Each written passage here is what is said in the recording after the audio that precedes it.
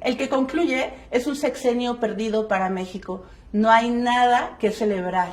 El régimen de la transformación de Cuarta finaliza con muchas deudas y pocos logros, pues los últimos 6 años representaron para la nación un grave retroceso, que es diametralmente opuesto a lo ofrecido por Andrés Manuel López Obrador en las 3 campañas presidenciales.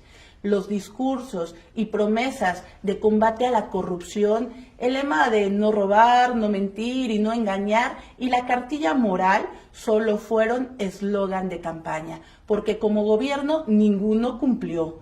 En el último minuto del 30 de septiembre terminó el sexenio más sangriento y más corrupto de la historia, puesto que el primer gobierno federal morenista deja tras de sí el peor México de los últimos 30 años en casi todos los rubros. No es exageración, las cifras reales desmienten los otros datos que el presidente dio a lo largo de su administración y en el 6º informe de gobierno.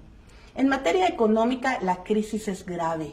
El crecimiento promedio del sexenio es del 0.2%, lejos del 4% prometido. El Producto Interno Bruto aún no alcanza los niveles del 2019. La inversión extranjera directa cayó un 15% por las polémicas decisiones tomadas y el debilitamiento institucional.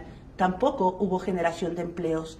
La informalidad laboral afecta al 56.1% de las y los trabajadores que carecen de seguridad social y derechos básicos, y los empleos formales creados en este gobierno se caracterizan por los bajos salarios.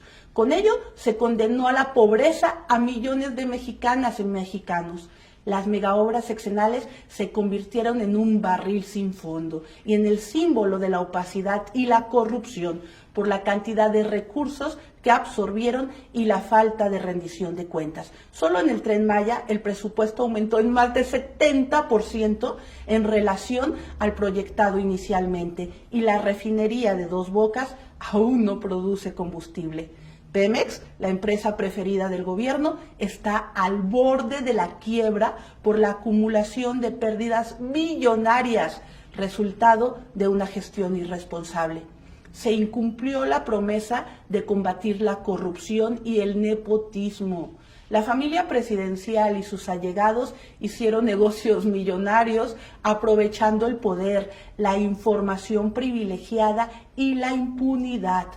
López Obrador no combatió la corrupción, sino que la perpetuó y por ello dejó el país en el lugar 128 a nivel mundial. En seguridad pública vivimos una de las peores crisis, cuyo origen es la fallida estrategia de abrazos no balazos, que permitió a la delincuencia adueñarse de la tranquilidad de la población. El sexenio terminó con casi 200,000 homicidios dolosos, una desaparición cada hora, la constante violación de los derechos humanos y la normalización y la impunidad y la corrupción. La salud es uno de los renglones más descuidados en el gobierno López Obradorista. La desaparición del Seguro Popular dejó sin acceso a los servicios de salud a 15.1 millones de personas. Hubo escasez de medicamentos en la mayoría de las instituciones de salud y se dejó sin medicinas oncológicas a niños y mujeres. El compromiso fue que al final del sexenio México tendría un sistema de salud como Dinamarca. Sin embargo, la inversión para este sector está muy por debajo del promedio de la Organización para la Cooperación y el Desarrollo Económico.